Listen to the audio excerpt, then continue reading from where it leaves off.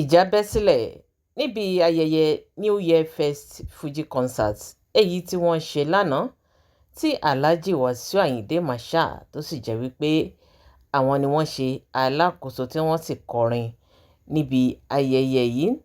Ẹ̀yin tèmi, ìjà yìí ṣẹlẹ̀ láàrin àwọn ọmọlẹ́yìn Sego àti àwọn ọmọlẹ́yìn MC Olúọmọ nígbà tí Alhaji Wasiu Ayinde Marshal èyí tí wọ́n ń kọrin tí wọ́n sì ń kí MC Olúọmọ wípé ó ní ọ̀gá gbogbo wọn, wọ́n lò ní president àwọn National Union. Orin tí Alhaji Wasiu Ayinde èyí tí wọ́n kọ yìí òun ló dá wàhálà kalẹ̀ o, òun ló dá rògbòdìyàn kalẹ̀ láàrin àwọn ọmọlẹ́yìn MC Olúọmọ àti Sego. Ṣé ni àwọn ọmọlẹ́yìn Sego tí wọ́n sì bẹ̀rẹ̀ sí ní sọ̀rọ̀ sí Alhaji Wasiu.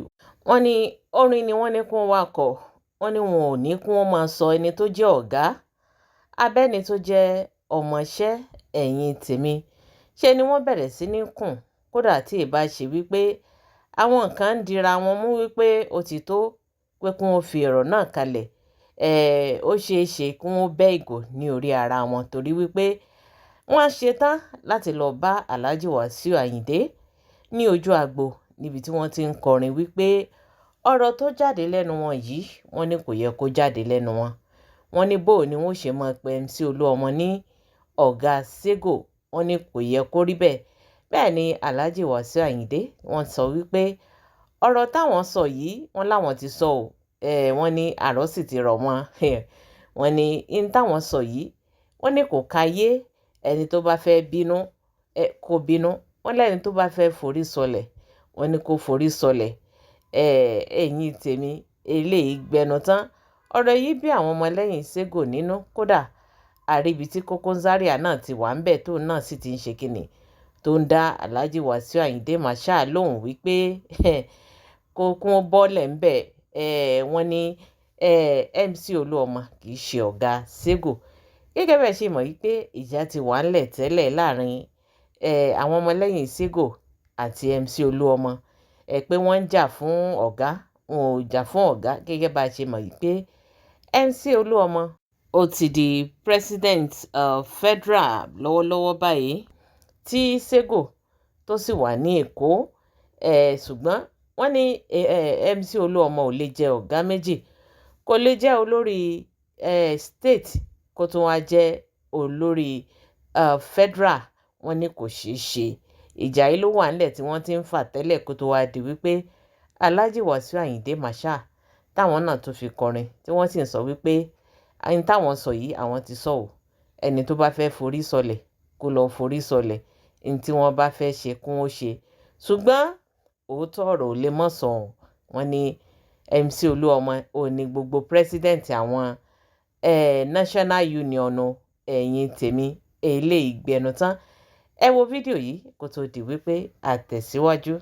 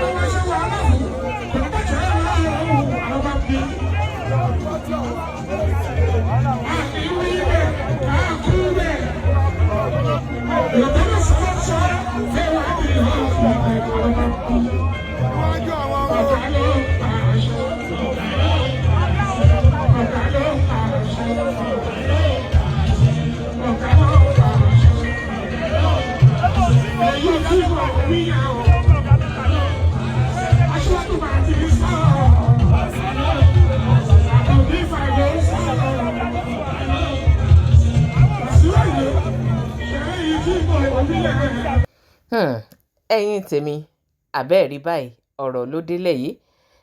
Ẹ rí wípé ẹ rí ibi tí Koko Zaria náà òun náà ti wà láàrin àwọn ọmọ lẹ́yìn Ségò tí wọ́n ti ń sọ̀rọ̀. Kódà ọ̀rọ̀ náà bí wọn nínú gidigidi gan ni. Ibẹ̀ náà láti rí MC Olúọmọ ní orí stage pẹ̀lú Alhaji Wasiu Ayinde Marshal. Fídíò náà ní.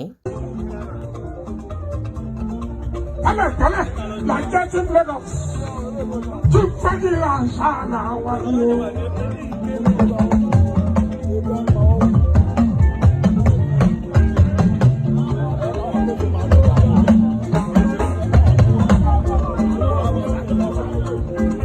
Ọlọ́run ò ní àjẹ̀dẹ̀ ẹ̀bí mi.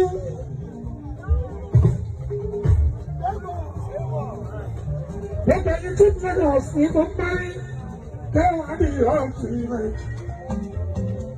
Mustapha ní Ségò Musiliu. Ìwọ ni national president. Fàtàfà ẹ̀kọ́ra Musiliu.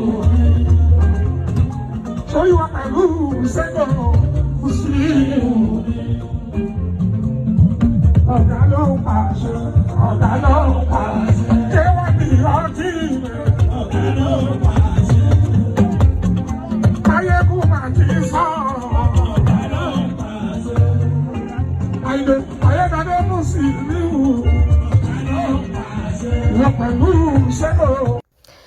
Àbẹ́ẹ̀rí báyìí MC Olúọmọ ń lè rí pẹ̀lú Alhaji Wasiu yìí tí àwọn náà ń ṣe kíni tí àwọn náà sọ wípé lẹ́yìn ọ̀gá ni àwọn ni pírẹ́sídẹ́ǹtì làwọn èèyàn náà ń ṣe kíni ni wọ́n yìn wọ́n ni wọ́n hèlì wọn ní orí ti tàwọn náà wú àfi bíi gàrí ẹ̀yìn tèmi pẹ̀lú àwọn ọmọ lẹ́yìn wọn.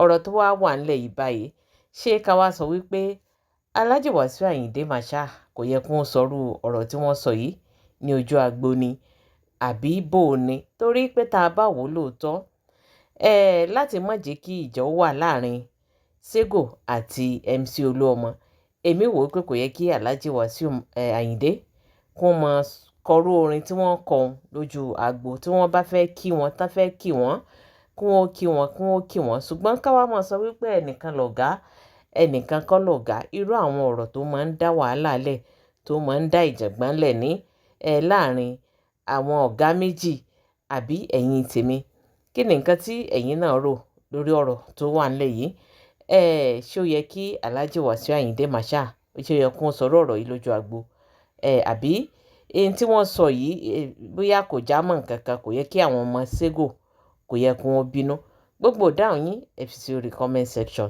ẹ jẹ́ ká jọ sọ ẹ jẹ́ ká jọ jọ ire o.